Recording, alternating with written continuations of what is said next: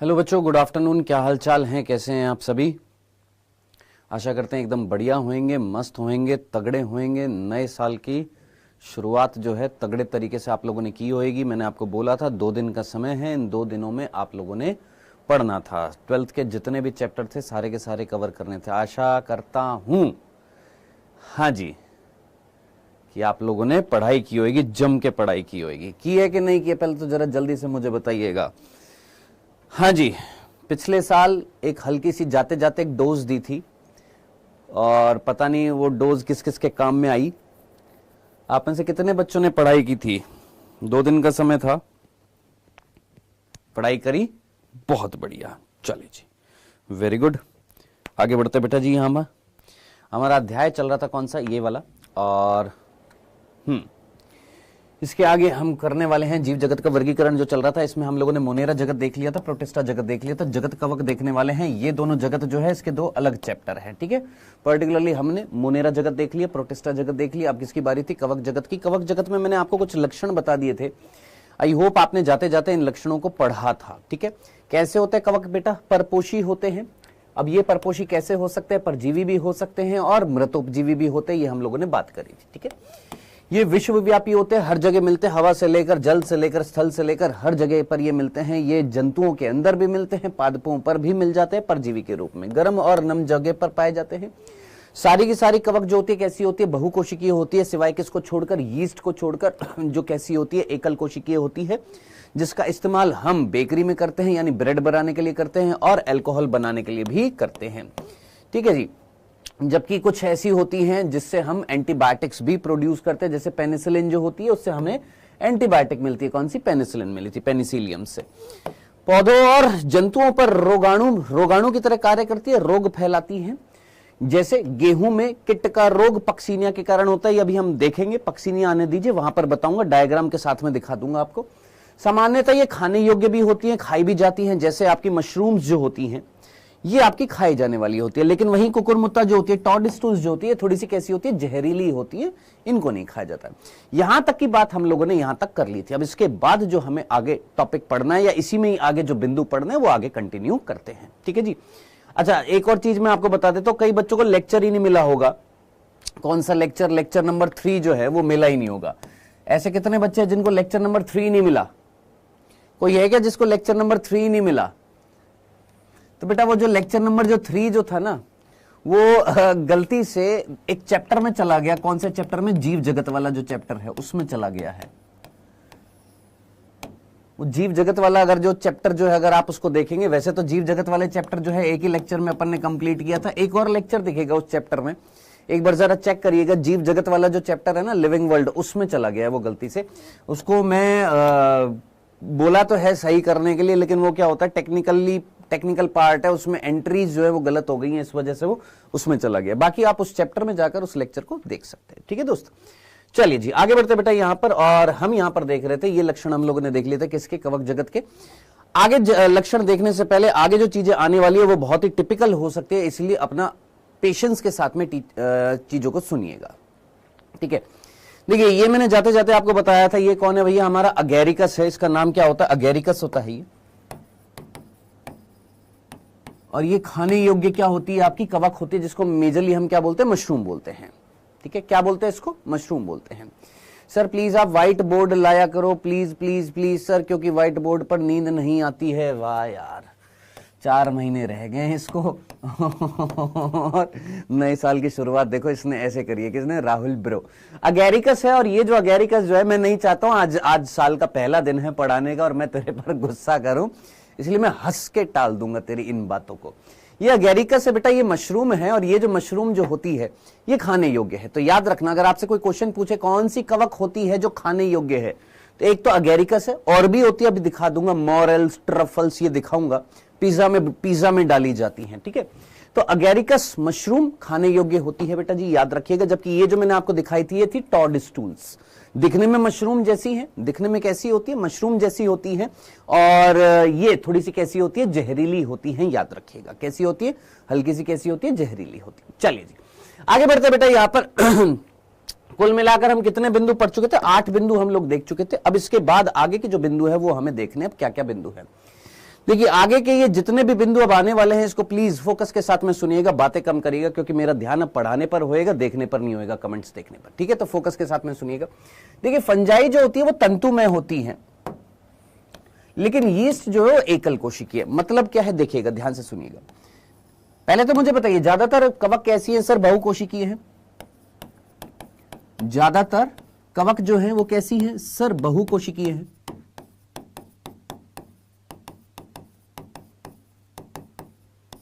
है ना।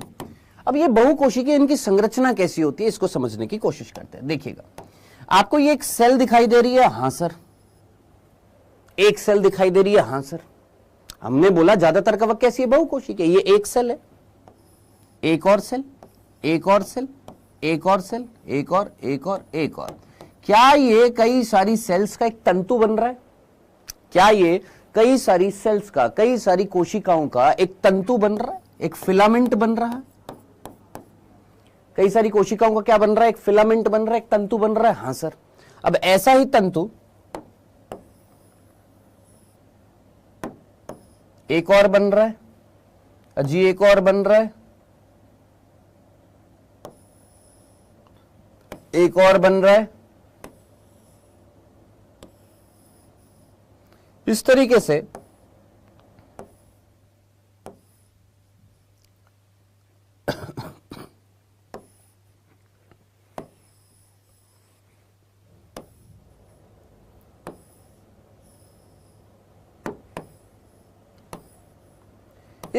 से कुल मिलाकर कहने वाली बात जो थी, समझने वाली बात जो थी, ये जो आपको संरचना दिखाई दे रही है ज्यादातर कवक की, कैसी बोली थी हमने? कैसी होती है? बहुकोशिकीय होती है। हां सर।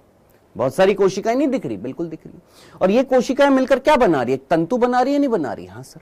ये जो तंतु जो था, इस तंतु को बोला जाता है हाइफा। क्या? ये जो एक फिलामेंट जो आपको दिखाई दे रहा था, ये फिलामेंट, ये तंतु जो था, इसको हमने क्या बोला? हाइफा।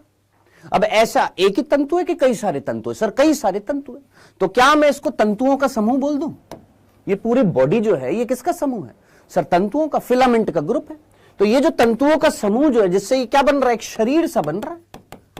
इस शरीर को मैं क्या बोलूंगा? माइसीलियम। इंग्लिश में बोलेंगे माइसीलियम, हिंदी में बोलते हैं कवक जाल। क्या ये इतनी सी बात समझ में आ गई? इतनी सी बात, नॉर्मल सी बात। क्या बोला हमने? सर कवक जो होती है ज्यादातर कैसी होती है? बहुकोशिकीय होती है। कैसी होती है? ज्यादातर कैसी होती है? बहुकोशिकीय। कई सारी कोशिकाओं से बनी हुई है। मैंने बोला ये एक कोशिका, हां सर, एक और कोशिका, एक और कोशिका, कोशिका, कोशिका, कोशिका, कोशिका, मिलकर क्या बना दिया सर? एक तंतु बना दिया, एक फिलामेंट बना दिया है। अब ऐसे कई सारे, ढेर सारे फिलामेंट मिलकर एक बॉडी बना रहे हैं। ये जो बॉडी जो बन रही है, ये जो जाल सा जो बन रहा है, यही एक शरीर है। किसका? कवक का। इसी जाल को, इसी शरीर को हमने क्या बोला है? कवक जाल या माइसीलियम नाम दिया। डंडना डंडन, सिंपल सा था, क्लियर है। चलें आगे, यहां तक की बात समझ में आ गई है। अब जरा सोचिए, क्या यीस्ट, आपने क्या बोला? फंजाई जो होती है वो कैसी होती है सर? तंतु में होती है। ये फंजाई जो होती है, इनका शरीर कैसा होता है? तंतु में होता है, फिलामेंटस होता है, फिलामेंट्स में बटा होता है। जैसे आपने कपास देखी होगी, रुई देखी, रुई में धागे होते हैं, कपास में धागे होते हैं। बिल्कुल ऐसे ही ये जो कवक जो होती है, इसमें क्या होता है? धागे होते हैं। इस तरीके से ये धागा, ये धागा, धागा, धागा, धागा, धागा, ये धागे क्या कहला रहे हैं? हाइफा या तंतु कहला रहे हैं। ये धागे किससे बने हुए? कोशिकाओं से बने हुए। ऐसे कई सारे धागे मिलकर एक शरीर बनाते हैं, जिसका नाम क्या होता है? माइसीलियम होता है। डन। लेकिन जरा सोच, क्या यीस्ट जो है, यीस्ट जो है, यीस्ट, ये यीस्ट जो है, ये तो एकल कोशिकीय है। क्या ये तंतु में होगी? क्या इस तरीके से यीस्ट जो होगी, क्या वो तंतु बनाएगी? क्या उसका शरीर जो होएगा माइसीलियम कहलाएगा? नहीं सर, यीस्ट जो होती है वो तो एकल कोशिकीय होती है। तो याद रखना, जितनी भी फंजाइज हैं वो कैसी हैं? तंतु में हैं। जितनी भी फंजाइज हैं उनका शरीर क्या है? एक प्रकार का माइसीलियम है, सिवाय किसको छोड़कर? यीस्ट को छोड़कर, जो कैसी है? एकल कोशिकीय है। डन। ये 9th बिंदु समझ में आ गया। सीधी सी बात थी। आगे बढ़ते बेटा जी, यहां पर यही चीज लिखी हुई है। क्या? ये लंबी पतली धागे की तरह संरचनाएं होती है, जिन्हें हम क्या बोलते हैं? कवक तंतु। अच्छा, हाइफा जो होता है, उसी हाइफा को हमने क्या बोला है? कवक तंतु। और ये कवक तंतु जो होते हैं मिलकर, ये देखिए इस तरीके से, ये आपका पूरा क्या है सर? हाइफा है, दिखाई दे रहा है। देखिए गुरु यहां पर ये हमारा क्या दिखाई दे रहा है यहां पर सर, ये हाइफा दिखाई दे रहा है, ये एक फिलामेंट दिखाई दे रहा है जिसमें ये कोशिका कोशिका कोशिका कोशिका दिखाई दे रही है। हाँ सर, ये इस तरीके से क्या है, एक धागा है। अब ऐसे कई सारे धागे, कई सारे हाइफा, कई सारे कवक तंतु मिलकर क्या बना रहे हैं गुरु, ये पूरा का पूरा एक जाल सा बन रहा है। ये पूरा जाल क्या कहला रहा है सर, माइसीलियम कह रहा है। इस पूरे जाल को हमने क्या बोला है, माइसीलियम या कवक जाल बोला है। डन, सिंपल सा था। आगे बढ़ते हैं बेटा जी, यहां पर ये देखिए कवक तंतु के जाल को हमने क्या बोला है, कवक जाल बोला है, माइसीलियम बोला है। कवक तंतुओं का जो जाल जो है, कवक तंतु जो है, फिलामेंट जो है, वो जो तंतु जो है मिलकर क्या बना रहे हैं, एक जाल बना रहे हैं जिसका नाम है माइसीलियम कवक जाल बोलते हैं। ठीक है सर, अब इसके आगे के जो बिंदु लिखा हुआ उसको समझने से पहले आप एक चीज को देखिएगा और देखकर मुझे बताइएगा समझ में आया कि नहीं आया। देखिए गुरु, ये हमारे पास ये एक तंतु है, ये हमारे पास एक तंतु था जिसमें ये एक कोशिका कोशिका कोशिका कोशिका कोशिका। ठीक है जी, अब ऐसे कई सारे तंतु होंगे, मैं अभी सिर्फ एक ही तंतु यहां पर दिखा रहा हूं, इसको हमने बोला है कवक तंतु, हाइफा बोल दिया है।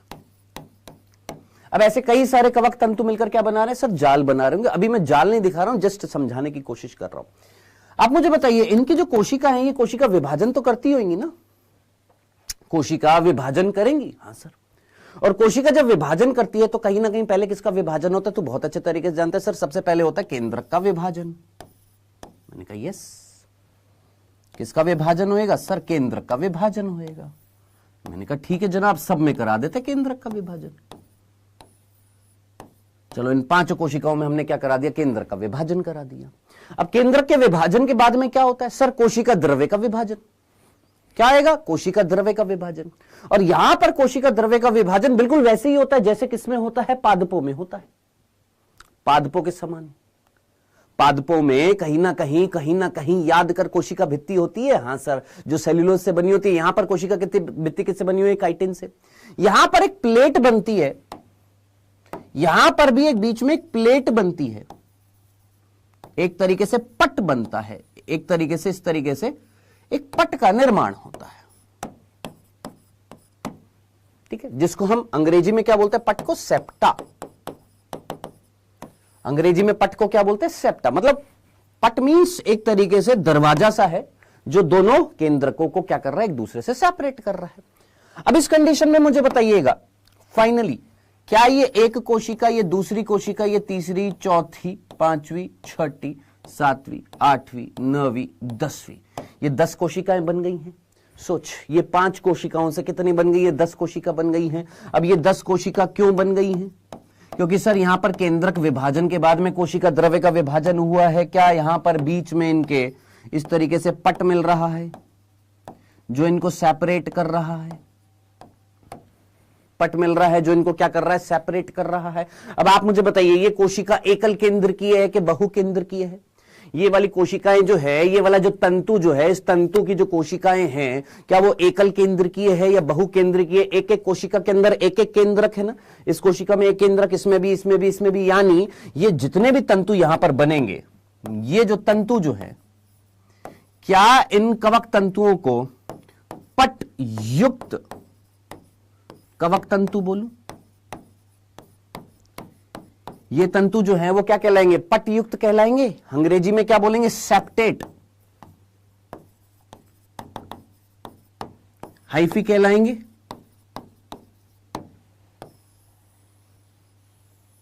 बताइए, इतनी सी बात समझ में आ गई, इसमें कोई तकलीफ नहीं थी। अब इसका उल्टा करते हैं क्या कि सर जी, अगर यहां पर मान लेते हैं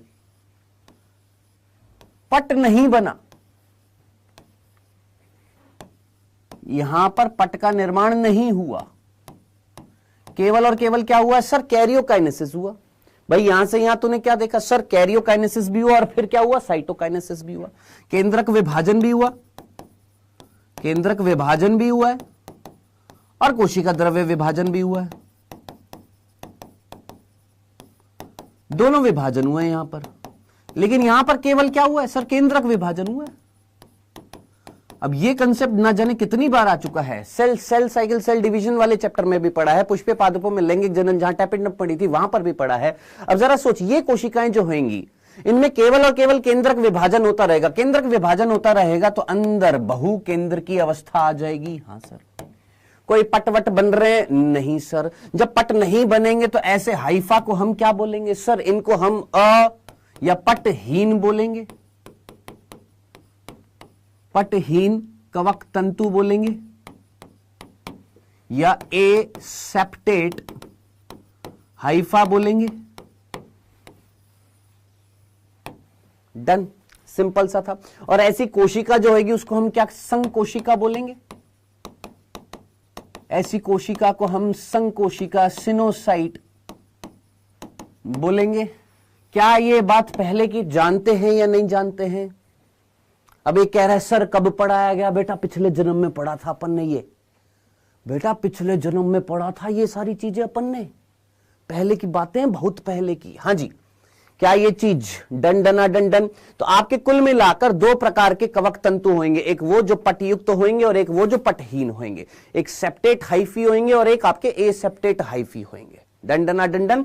तो ये चीज याद रखनी। अब यही चीज यहां पर लिखी हुई है, पर जरा जल्दी से यहां तक का बिंदु पढ़ लिया था, 12वां बिंदु जरा जल्दी से पढ़ेंगे। कुछ कवक तंतु नलिकाकार होते हैं जिनमें बहुकेंद्रकीय कोशिका द्रव्य साइटोप्लाज्म भरा होता है, जिन्हें हम क्या बोलते हैं? संकोशिका सिनोसाइट। अब ये क्यों होते हैं सिनोसाइट? तो बहुत अच्छे तरीके से जानता है कि यहां पर केंद्रक विभाजन हुआ है, कोशिका द्रव्य विभाजन नहीं हुआ है। ठीक है।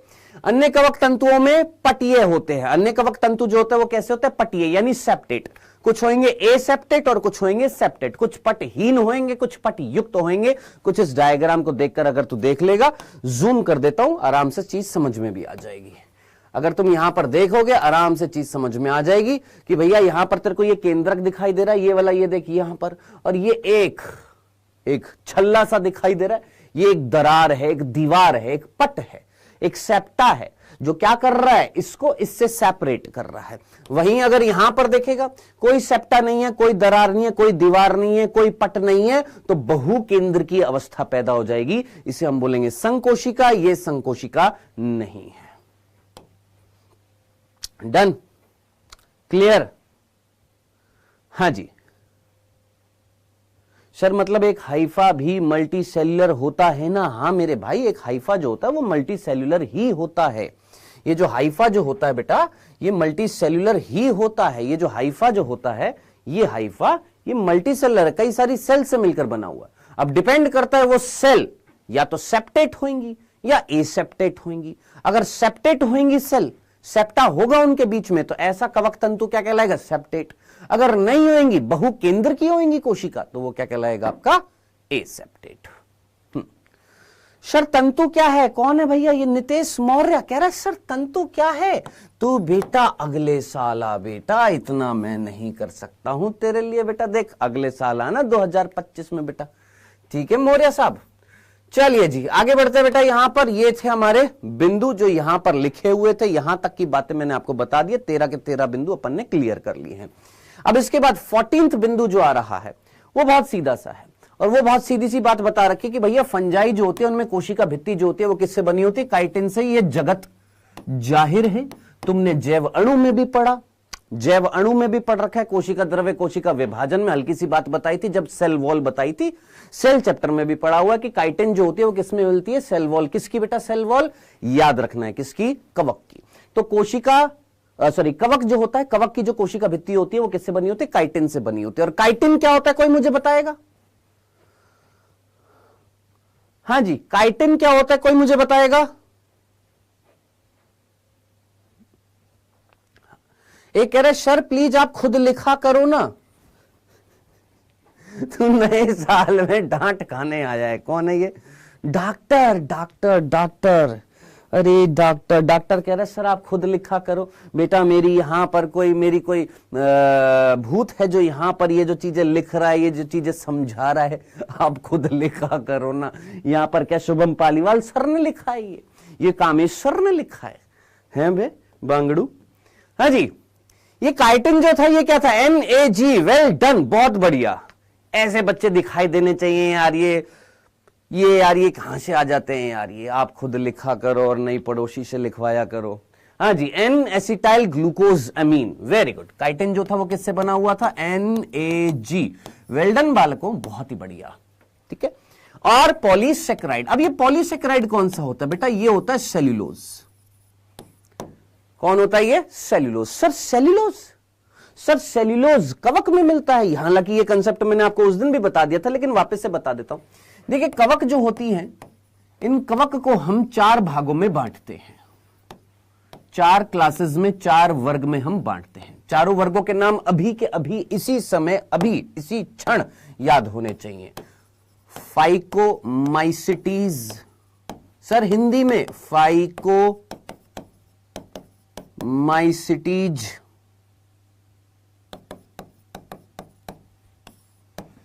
एस्कोमाइसिटीज, बेसिडियोमाइसिटीज और ड्यूटेरोमाइसिटीज। ठीक है, ये सारे के सारे नाम अभी के अभी याद होने चाहिए।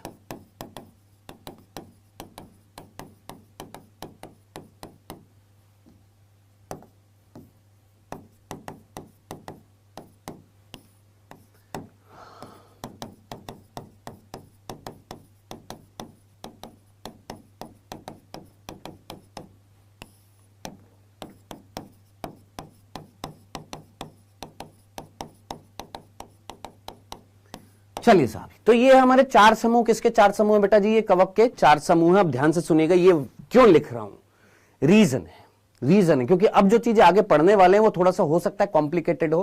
तो ऐसे बच्चे जो बोल रहे सर खुद लिखा करो, सर खुद लिखा करो, और भी ना जाने सर कवक जाल क्या होता है, कवक तंतु क्या होता है, बेटा तेरे को अगले साल जरूरत आनी पड़ेगी बेटा। ठीक है, हाँ जी। चले सर प्लीज आप बातें मत करा करो। और देखो देखो देखो और आएंगे लप्पू। कौन था ये लप्पू? कुमार चौहान। देखो आ गया लप्पू। आइए, तो कवक जो है ये आपकी 4 प्रकार की है। अब सर ये क्यों बताया, रीजन क्या है, समझने की कोशिश करिएगा। पर्टिकुलरली हमारे नीट के कोर्स में जो फाइकोमाइसिटीज जो है, इस फाइकोमाइसिटीज का वर्गीकरण नहीं किया गया, लेकिन हल्की सी चीज बताऊंगा। ये जो फाइकोमाइसिटीज जो होती है, इसको हम 2 भागों में फिर से डिवाइड करते हैं। एक का नाम होता है ऊमाइसिटीज और एक होती है जाइगोमाइसिटीज। एक है ऊमाइसिटीज और एक है जाइगोमाइसिटीज। पर्टिकुलरली याद रखना, ऊमाइसिटीज वो समूह है या ये वो वर्ग है जिसके अंदर पर्टिकुलरली जो सेल वॉल जो होती है वो किससे बनी होती है? याद रखना, किससे? सेल्यूलोज से। एक्सेप्शनली याद रखिएगा, भूल मत जाइएगा, एक्सेप्शनली सेल वॉल जो होती है वो किससे बनी होती है? सेल्यूलोज। बाकी सब में किससे बनी होती है? मेजरली किससे बनी होती है? काइटिन से बनी होती है। ठीक है, क्या बोला हमने? मेजरली सभी के अंदर कवक जो होती है उनकी सभी की जो सेल वॉल होती है वो किससे बनी होती है? काइटिन से बनी होती है। एक्सेप्शनली याद रखना, यहां पर जो सेल वॉल जो होती है उसमें मेजर कंटेंट जो होता है वो कौन होता है? सेल्यूलोज होता है। वही सेल्यूलोज जो पादपों की कोशिका भित्ति में मिलता है। इसीलिए हम जानबूझकर क्या बोलते हैं कि कवक जो होती है उनकी सेल वॉल किससे बनी होती है? मेजर कंटेंट क्या होता है? काइटिन, लेकिन साथ साथ आपका क्या होता है? कार्बोहाइड्रेट भी होता है। तो ये चीज याद रखना। यहां पर ये पॉलीसेकेराइड बेसिकली कौन है? सेल्यूलोज। और ये किस में मिलता है? याद रखना, ऊमाइसिटीज में मिलता है। किसमें मिलता है? ऊमाइसिटीज समूह जो होता है उसके अंतर्गत। याद रखना कौन? ऊमाइसिटीज। ऊमाइसिटीज किसका डिवीजन होता है? किसको हम डिवाइड करते हैं? फाइकोमाइसिटीज को 2 भागों में बांटते हैं, एक ऊमाइसिटीज और एक जाइगोमाइसिटीज। ऊमाइसिटीज में सेल वॉल किससे बनी होती है? सेल्यूलोज से बनी होती है। चलिए जनाब, यहां तक की बात क्लियर हो जानी चाहिए एक ही बार में।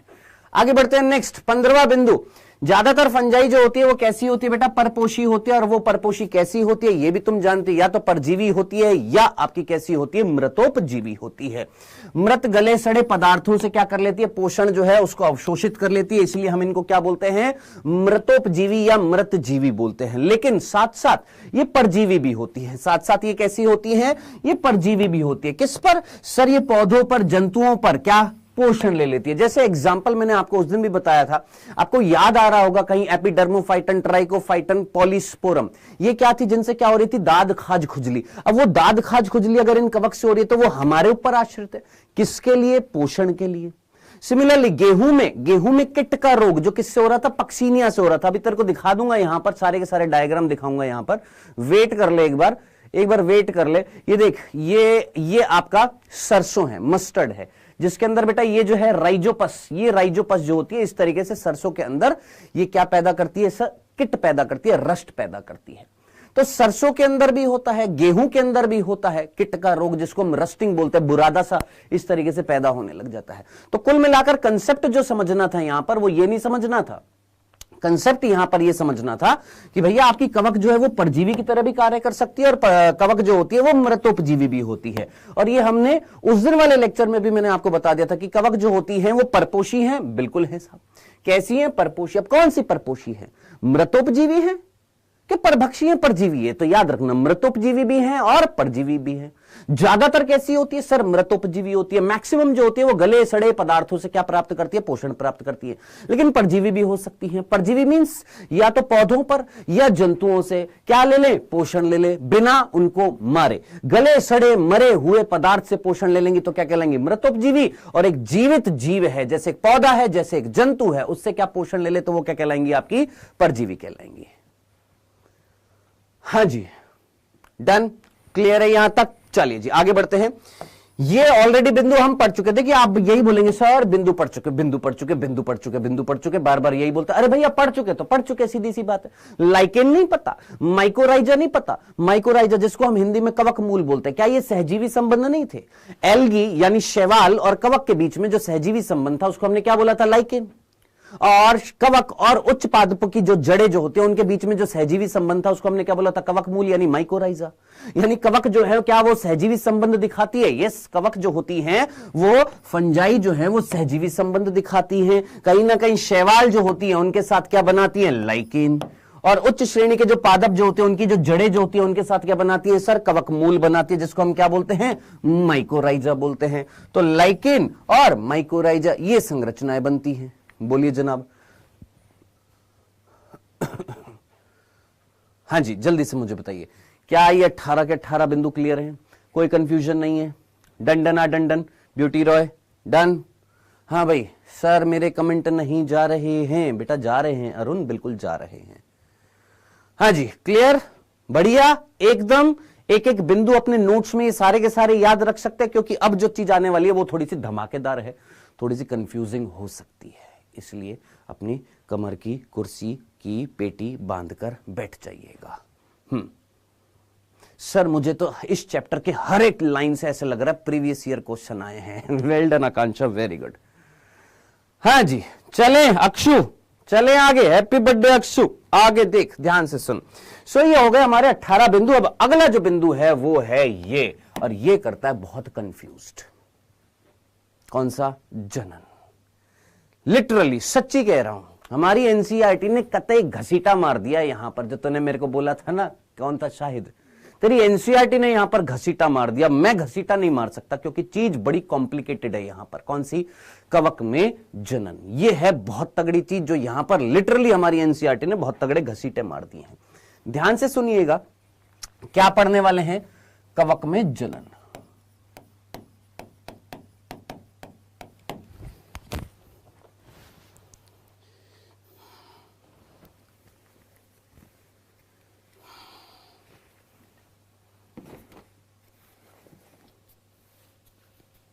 एक सेकंड रुक जाइएगा।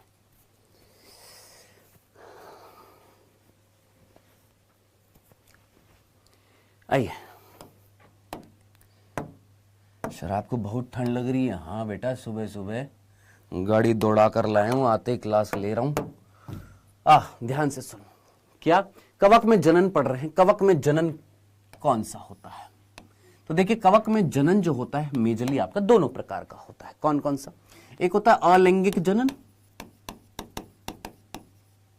और एक है लैंगिक जनन। लैंगिक जनन भी है, अलैंगिक जनन है। पहले हम किसकी बात करेंगे? अलैंगिक जनन की। देखिएगा अलैंगिक जनन जो होएगा वो कई सारी विधियों से होता है। कौन कौन सी विधि से होता है एक एक करके पढ़ेंगे। सबसे पहले पढ़ते हैं हम खंडन, और कौन सी होती है? मुकुलन, और कौन सी होती है? द्विविखंडन, और एक सबसे इंपॉर्टेंट बीजाणु जनन।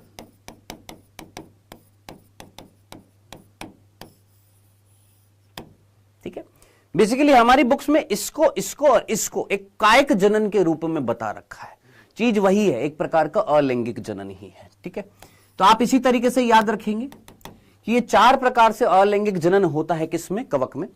खंडन भी होता है, मुकुलन भी होता है, द्विविखंडन भी होता है और बीजाणु जनन भी होता है। सर इंग्लिश में क्या बोलते हैं खंडन को? हम बोलते हैं फ्रेगमेंटेशन। ये ध्यान से पढ़ लेना, क्योंकि कवक ही एकमात्र इस चैप्टर के अंदर ऐसी चीज है जो याद नहीं रहती और बहुत कॉम्प्लिकेटेड है। बाकी सारी चीजें याद हो जाती है। मोनेरा, प्रोटिस्टा सिंपल होता है। फ्रेगमेंटेशन, मुकुलन को हम क्या बोलते हैं? बडिंग बोलते हैं। और द्विखंडन को क्या बोलते हैं? बाइनरी फिजन बोलते हैं। और बीजाणु जनन को स्पोर फॉर्मेशन। देखिए बेटा, सबसे पहले किसकी बात करते हैं? खंडन की। खंडन की, फ्रेगमेंटेशन की। अगर फ्रेगमेंटेशन खंडन की अगर हम बात करें तो भैया ये इस तरीके से हमारा माइसीलियम था। अभी अभी बात करी थी, अब ये मत कहना सर माइसीलियम क्या था। माइसीलियम क्या था सर? एक प्रकार का जाल था। क्या था माइसीलियम? एक प्रकार का जाल था, जिसको हमने हिंदी में क्या बोला था? कवक तंतु। Done, simple. क्या हुआ भैया? इसका एक छोटा सा खंड, इतना सा खंड टूटकर अलग हो गया, हल्का सा ये खंड टूटकर अलग हो गया है। और अलग होकर इस खंड ने, अलग होकर इस खंड ने, ये जो खंड जो था हल्का सा अलग हो गया है, और अलग होकर इस खंड ने वापस से क्या बना दिया है गुरु?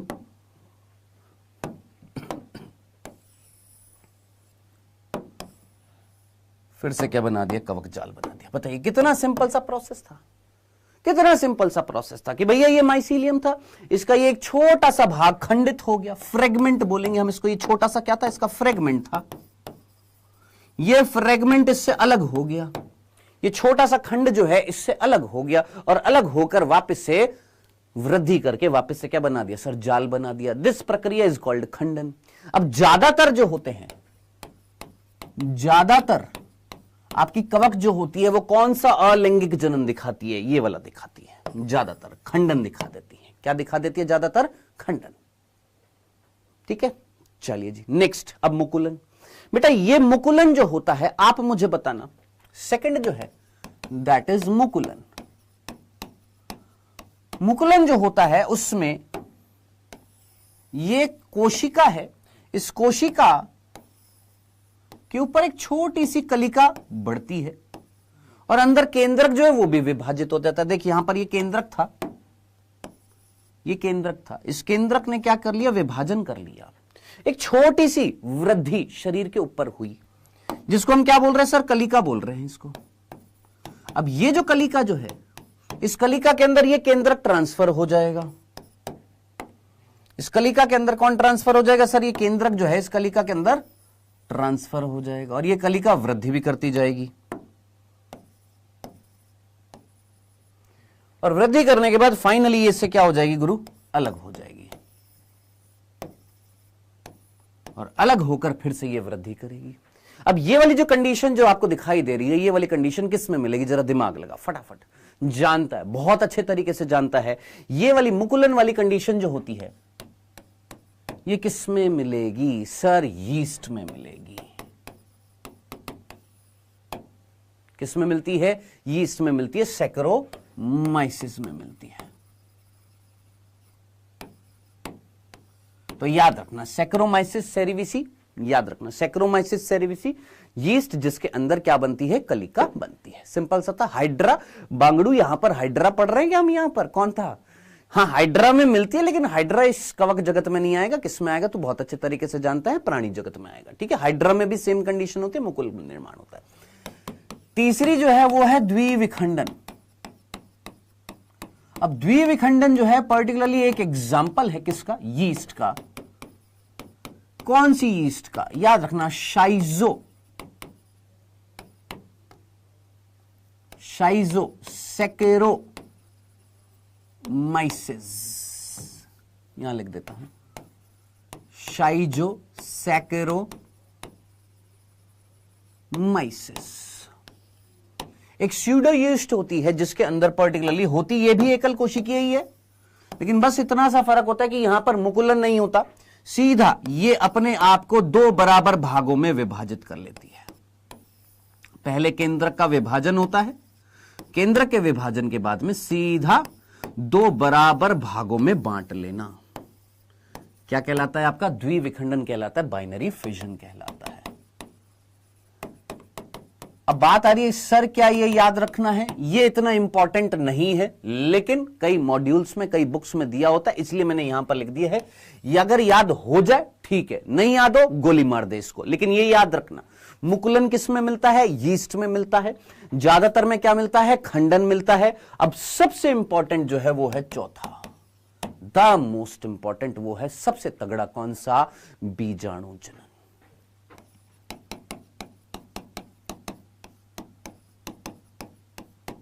सबसे इंपॉर्टेंट कौन सा है? बीजाणु जनन है। यहां से क्वेश्चन बनते हैं, प्लीज फोकस के साथ में सुनिएगा।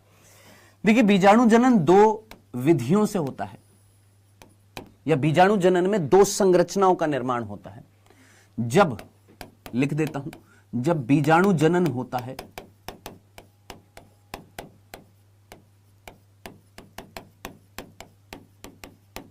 तो दो प्रकार की संरचनाएं देखी जाती हैं। क्या बोला बेटा हमने? जब बीजाणु का निर्माण होता है तो दो प्रकार की संरचनाएं देखी जाती है। कौन कौन सी? सॉरी, एक है स्पोरेंजियो फोर्स और एक है कोनिडियो फोर्स। सर ये क्या है? आराम से सुनना। एक का नाम है स्पोरेंजियो फोर्स और एक का नाम है कोनिडियो फोर्स। ये क्या होता है देखिएगा। सपोज ये हमारा एक कवक तंतु था। कवक तंतु किससे बना हुआ है? सर कोशिकाओं से। ठीक है, जस्ट इमेजिन ये कवक तंतु था। इस कवक तंतु में सिमिलरली ये भी एक कवक तंतु था।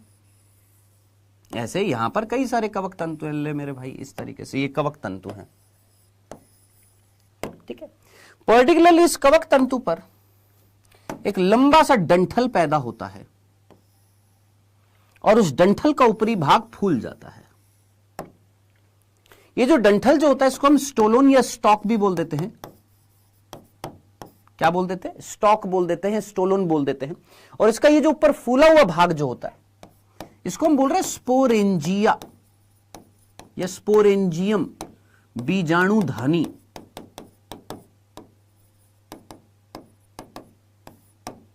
स्पोरेंजियम बीजाणुधानी, ये जो होता है इसको हम क्या बोलते हैं? डंठल।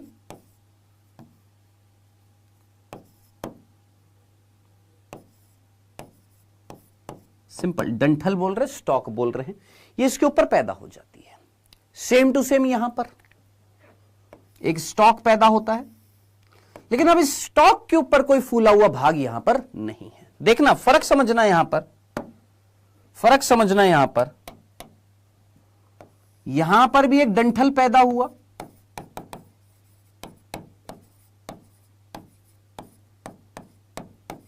यहां पर भी एक डंठल था, ये वाला। इस डंठल का ऊपरी भाग फूल गया था, इस डंठल का कोई ऊपरी भाग फूला हुआ नहीं है। अब क्या होएगा? ये जो पूरी संरचना तेरे को दिखाई दे रही है इसका नाम है स्पोरेंजियोफोर। क्या गुरुजी? ये जो पूरी संरचना तेरे को दिखाई दे रही है इसका नाम है स्पोरेंजियोफोर। और ये जो स्टॉक सहित ये जो संरचना जिस पर अभी कुछ बनाऊंगा यहां पर, चलो बना ही देता हूं।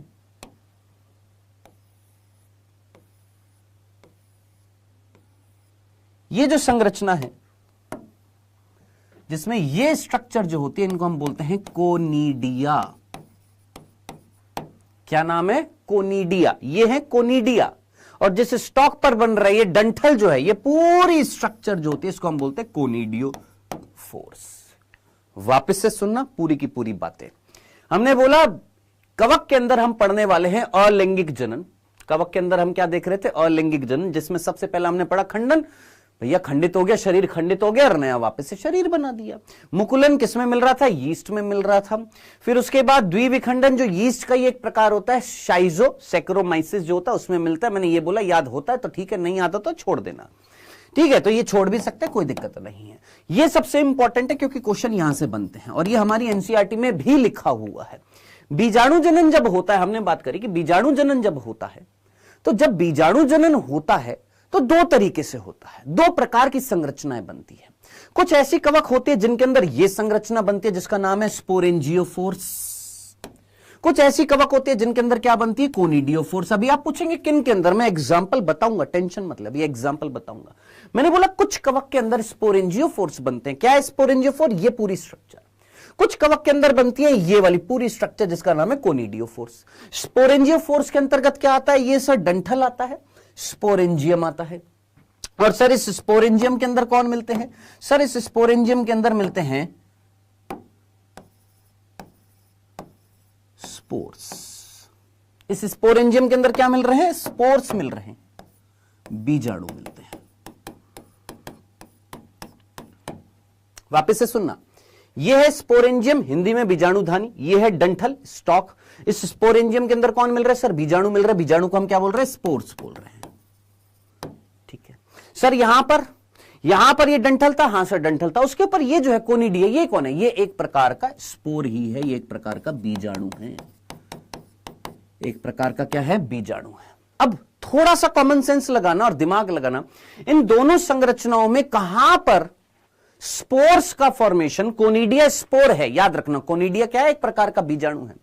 दिमाग लगा, जरा फोकस के साथ सोच, किसमें स्पोर्स का फॉर्मेशन बाहिर्जित रूप से है और किसमें एंडोजीनस है, अंतर्जित रूप से है?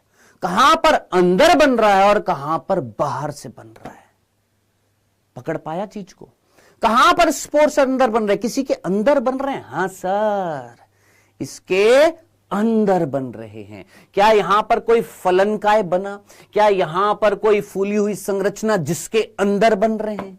सोच, क्या ये कोनिडिया जो थे सीधा स्टॉक पर बाहर बन रहे हैं?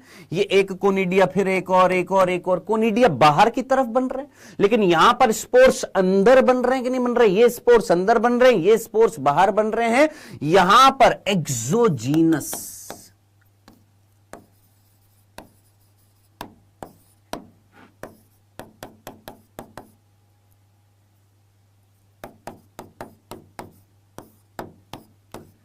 बाहर की तरफ क्या बन रहे थे? स्पोर्स बन रहे थे। अंतर्जनित, एंडोजीनस। यहां पर अंदर की तरफ बन रहे थे क्या? स्पोर्स। यहां पर बाहर की तरफ, यहां पर अंदर की तरफ। क्या ये कंसेप्ट समझ में आया? इतनी सी बात, अभी रुक जा, खत्म नहीं हुआ है तो ध्यान से सुनना। मैंने बोला मेरे भाई एक कवक थी, ओके सर। कवक को जब अनुकूल परिस्थितियां नहीं मिली, फोकस के साथ सुनना, मैंने बोला ये कवक थी, कवक को जब अनुकूल परिस्थितियां नहीं मिली, क्या नहीं मिली? अनुकूल परिस्थितियां नहीं मिली, तो इन्होंने, इनका ये जो हाइफा जो था, इनका ये जो तंतु जो था, वो सिकुड़ कर एक संरचना बनाया, डंठिल संरचना। उस डंडी के ऊपर फूला हुआ भाग था जिसका नाम था स्पोरेंजियम। इस स्पोरेंजियम के अंदर क्या बन रहे? बीजाणु, ओके सर। अब ये स्पोरेंजियम फटेगा, ये इस बीजाणु बाहर निकलेंगे और बाहर निकल कर क्या बना देंगे? वापस से कवक बना देंगे। सिमिलरली यहां पर प्रतिकूल परिस्थितियों में क्या बना? डंठल। क्या बने? बीजाणु बने, लेकिन बीजाणु किसी के अंदर नहीं बन रहे, सीधा बाहर की तरफ निकल रहे हैं। बाहर की तरफ निकल रहा है, अभी दिखाऊंगा, डायग्राम में दिखाऊंगा। बाहर की तरफ निकल रहे हैं, चल दिखाई देता हूं, बाहर की तरफ निकल रहे हैं।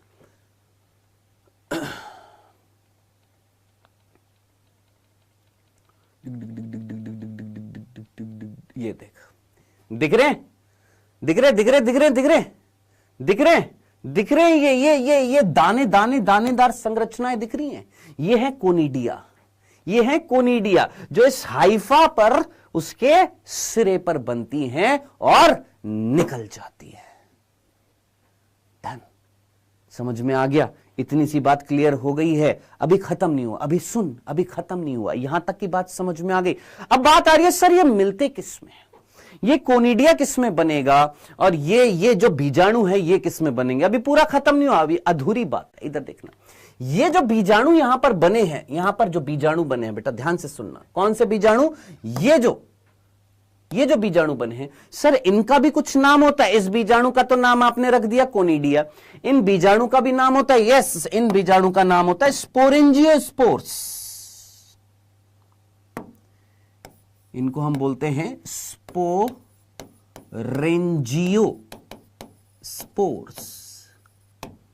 यानी जो स्पोरेंजियम के अंदर बनेंगे उनको हम क्या बोलेंगे, स्पोरेंजियोस्पोर्स।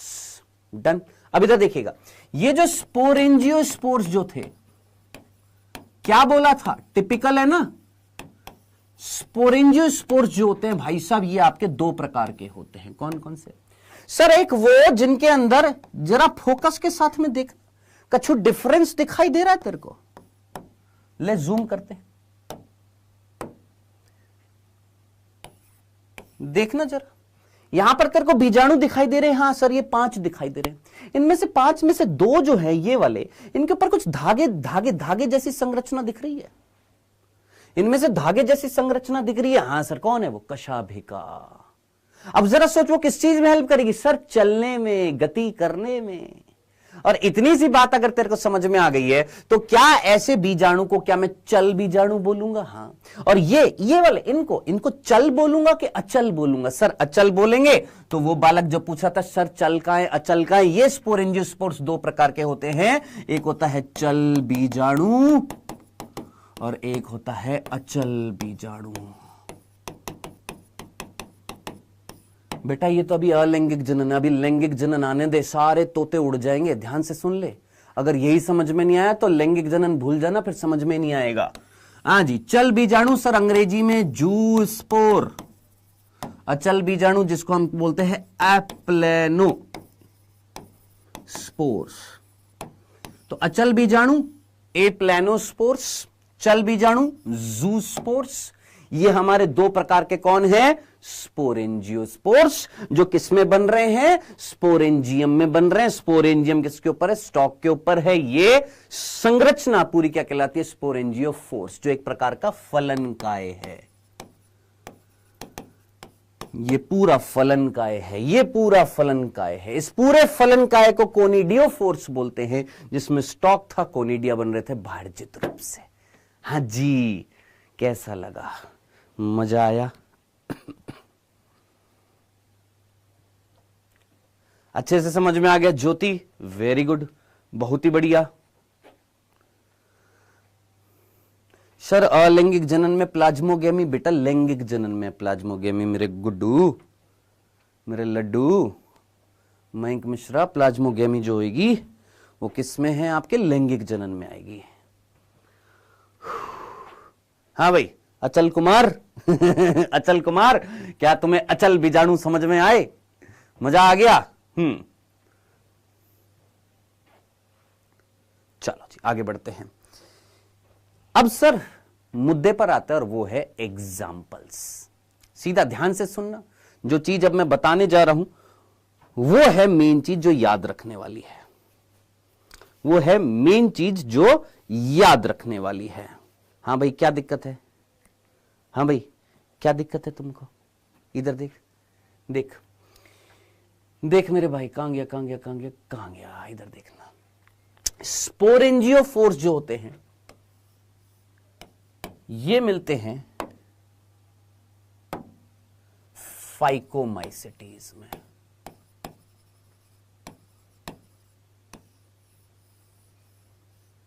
किस में मिलते हैं? फाइकोमाइसिटीज में। किस में मिलते हैं? फाइकोमाइसिटीज में। जबकि कोनिडियोफोर्स जो होते हैं ये मिलते हैं एस्कोमाइसिटीज में और ड्यूटेरोमाइसिटीज में। प्लीज फोकस के साथ में सुनना, क्योंकि मैक्सिमम बच्चे एग्जाम्पल भूल जाते हैं। ये किस में मिलते हैं? फाइकोमाइसिटीज में। हमने यहां पर, इसलिए मैंने जानबूझ के यहां पर बोला था कि अभी के अभी याद कर लेना क्या आपका ये क्लासिफिकेशन।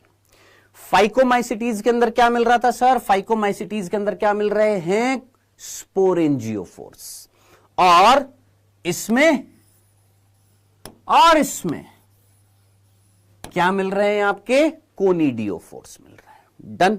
क्लियर है? अब इधर देखना, पर्टिकुलरली फाइकोमाइसिटीज कितने भागों में विभाजित करी थी सर? 2 भागों में, एक था oomaइसिटीज और एक जाइगोमाइसिटीज बोला था ना। हमने बोला स्पोरेंजियोफोर्स जो है वो किसमें मिल रहा है? फाइकोमाइसिटीज में, ठीक है। अब स्पोरेंजियोफोर्स में जो स्पोर्स बन रहे हैं साहब वो तो 2 प्रकार के, एक है चल और एक है अचल। और फाइकोमाइसिटीज है ये भी 2 प्रकार की, एक है ooमाइसिटीज और एक है जाइगोमाइसिटीज। याद रखना ये जो होते हैं ये किसमें मिलते हैं? ooमाइसिटीज में, और ये किसमें मिलते हैं? जाइगोमाइसिटीज में। बोल मेरे भाई बात समझ में आई? भैया जरा चलवा दो, बंद है। ooमाइसिटीज और जाइगोमाइसिटीज। सर कोनिडियोफोर्स में स्पोर्स का क्लासिफिकेशन नहीं किया है? नहीं किया है। क्यों नहीं किया है? क्योंकि वो अलग अलग प्रकार के नहीं है, एक ही है। कौन? ये जो कोनिडिया होते हैं ये होते ही अचल हैं। कैसे होते हैं? यहां पर बनते ही कैसे होते हैं? ये अचल होते हैं। ये शरीर के स्टॉक के बाहर बन रहे और कैसे? अचल है। यहां पर अंदर बन रहे चल भी हो सकता है, अचल भी हो सकता है। सर चल किस में होंगे? सर चल जो होंगे वो ooमाइसिटीज में होंगे, अचल जो होंगे वो जाइगोमाइसिटीज में होंगे। ठीक है, अब बात आ रही है, सर थोड़ा सा एक्स्ट्रा पढ़ा दिया और हमारी सिट्टी पिट्टी गोल हो गई, है ना? थोड़ा सा एक्स्ट्रा पढ़ा दिया, हमारी सिट्टी पिट्टी गोल हो गई। बताओ, थोड़ा सा हल्की सी एक चीज एक्स्ट्रा बताइए बस। सर समझ नहीं आया, सर क्या कर दिया ये? सर ऊपर से गया है, कविता राय के ऊपर से चला गया। कविता राय यहां तक की बात समझ में आ गई। स्पोरेंजियोफोर्स जो थे वो क्या थे? स्पोरेंजियम के अंदर बनने वाले स्पोर्स थे जो 2 प्रकार के हैं। जो किसमें मिल रहा है? स्पोरेंजियोफोर्स। ये संरचना किसमें मिलेगी? फाइकोमाइसिटी। अब गुरु इसीलिए तो जान पूछ के बोला था कि अभी याद रख लो फाइकोमाइसिटीज 2 प्रकार की हैं, एक ooमाइसिटीज है, एक जाइगोमाइसिटीज है। भैया इनके अंदर क्या मिल रहे थे सर? स्पोरेंजियोफोर्स मिल रहे थे। अब स्पोरेंजियोफोर्स में स्पोर्स बन रहे थे ना, बीजाणु बन रहे थे ना, एक चल और एक अचल। भैया चल यहां बन रहे, अचल यहां बन रहे, खत्म खल्लास। चल यहां बन रहे, अचल यहां बन रहे हैं। यहां पर क्या मिल रहा है? कोनिडिया। यहां पर क्या बन रहे हैं? कोनिडिया। अब आप मुझे बताइए, क्या आपके मन में कोई सवाल है? क्या आपके मन में कोई सवाल है? क्या किसी के मन में एक सवाल आया, सर ये जो है बेसिडियोमाइसिटीज, क्या इनके अंदर बीजाणु नहीं बनते? नहीं। इनके अंदर मुकुलन नहीं होता? नहीं। इनके अंदर खंडन नहीं होता? कुछ खंडन दर्शाते हैं, ज्यादातर ये खंडन भी नहीं दर्शाते। तो आपके मन में सवाल आएगा कि सर फिर इनमें जनन कैसे होता है? अलैंगिक जनन तो ससुरा कोई सा हो ही नहीं रहा इनमें। तो अब थोड़ा दिमाग लगा, कौन सा जनन इनके अंदर होएगा? अलैंगिक तो कुछ भी नहीं हो रहा। हमने अलैंगिक जनन बोला 4 प्रकार से होता है।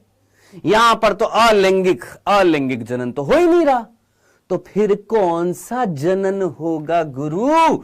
इनमें होता है लैंगिक जनन। मैं फिर बोल रहा हूं, प्लीज फोकस के साथ में सुनना, फोकस के साथ में। इनके अंदर कौन सा होता है? लैंगिक जनन होता है। ये दिमाग के धागे खुल जाएंगे सारा का सारा जब कवक जगत पूरा कंप्लीट कर लेंगे। बोल मेरे भाई यहां तक की बात समझ में आई क्या? वापस से सुन, कवक जगत को हमने 4 भागों में बांटा, जिसमें ये वाला जो था इसको फर्दर 2 भागों में बांटा, ooमाइसिटीज, जाइगोमाइसिटीज।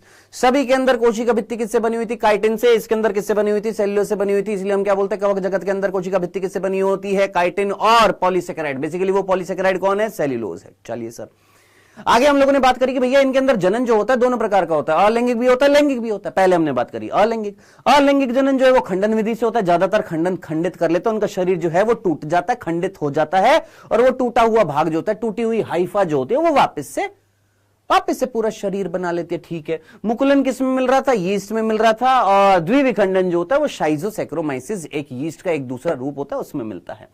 बीजाणु जनन ये बहुत इंपॉर्टेंट था, मैंने बोला था यही सबसे तगड़ी चीज है, इसी को समझना था।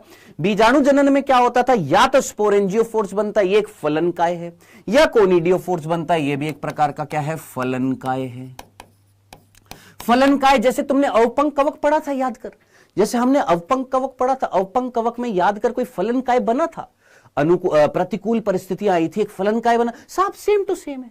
यहां पर भी प्रतिकूल परिस्थिति आई, फलनकाय बन गया, प्रतिकूल परिस्थिति आई, फलनकाय बन गया। अब ये जो फलनकाय था इसका नाम था स्पोरेंजियोफोर्स, ये जो फलनकाय था इसका नाम था कोनिडियोफोर्स। स्पोरेंजियोफोर्स में डंडी है, कोनिडियोफोर्स में डंडी है। स्पोरेंजियोफोर्स में डंडी के ऊपर फूला हुआ भाग है, यहां पर कोई फूला हुआ भाग नहीं है।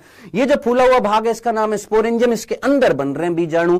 ऐसे बीजाणु जब अंदर बनते हैं तो उनको हम बोलेंगे एंडोजीनस। यहां पर कोई फूला हुआ भाग नहीं है, सीधा बीजाणु सिरे पर बनते जाएंगे, बनते जाएंगे, बनते जाएंगे, अलग होते जाएंगे।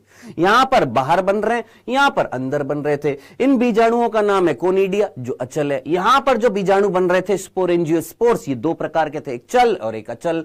चल बन रहे हैं किसमें, oomaisites में, अचल बन रहे हैं zygomacites में। खत्म, खल्लास, डन। अब एक बालक बोल रहा है सर सेक्सुअल रिप्रोडक्शन तो एस्कोमाइसिटीज में भी तो, अरे बांगड़ू तू लल्लू है क्या बिल्कुल ही यार।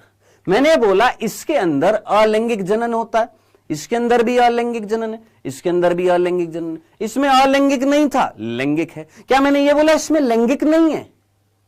अरे इसमें लैंगिक अलैंगिक दोनों है, इसमें लैंगिक अलैंगिक दोनों है। इसमें लैंगिक है, इसमें अलैंगिक नहीं है, और इसमें अलैंगिक है, इसमें लैंगिक नहीं है। सर माथा घूम गया। इधर देख, इसमें अलैंगिक होता है, डन। इसमें अलैंगिक, थोड़ा बहुत कुछ होते हैं जिनमें होता है खंडन, थोड़े बहुत में होता है। मेजॉरिटी में हम बोलते हैं इनमें अलैंगिक नहीं होता। क्या होता है, लैंगिक होता है। इनमें लैंगिक होता ही नहीं है। अब बता, पल्ले पड़ी बात, मजा आ गया, बहुत ही बढ़िया, वेरी गुड। मेरा पसीना छूट गया, तेरे को मजा आ गया, वेरी गुड, बहुत बढ़िया। बता हमने कौन सा जनन पढ़ लिया? सर हमने कवक में अलैंगिक जनन पढ़ लिया, सारा का सारा।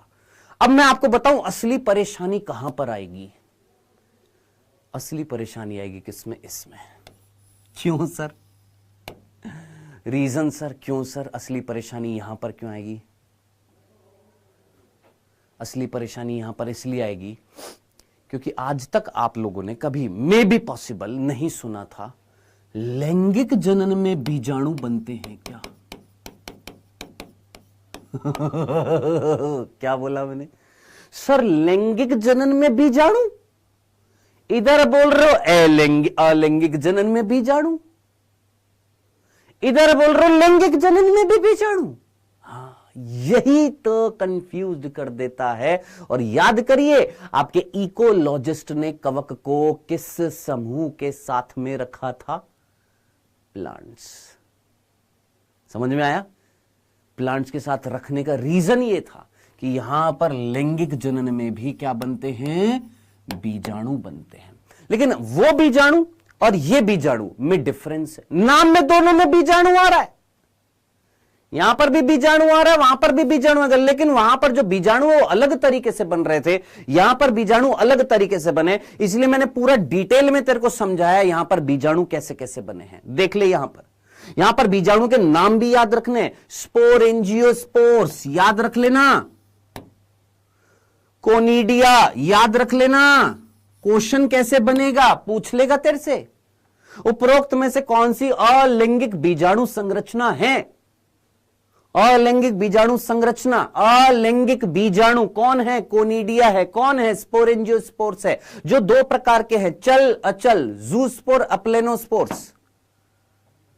ठीक, चले फुल जोश है कि नहीं है यार? नए साल में कुछ जोश वोश है कि नहीं है भाई?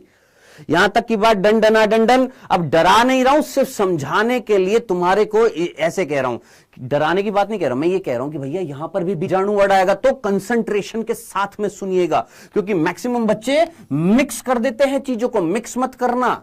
यहां पर जो बीजाणु बनेंगे उनका अलग नाम होएगा, बेसिडियम बीजाणु, एस्कस बीजाणु, ठीक है, ऊ बीजाणु, ऊ स्पोर्स। तो यहां पर जो नाम आएंगे वो इन नाम से अलग हैं। यहां पर थे कौन? स्पोरेंजियोस्पोर्स, यहां पर था कोनिडिया। यहां पर लैंगिक जनन में जो बीजाणु आएंगे उनका नाम अलग होएगा, एस्कस बीजाणु, बेसिडियम बीजाणु, oospores, है ना। तो नाम अलग अलग मिल जाएगा, बनने की विधि जो होगी वो भी अलग अलग होगी। अब स्टार्ट करते हैं क्या? लैंगिक जनन। आइएगा, ध्यान से सुनिएगा बेटा, प्लीज फोकस के साथ में सुनना। एक सेकंड रुक जाइएगा, बस 1 सेकंड। क्या मजाक चल रहा है? क्या क्या है ये? हैं 10 बार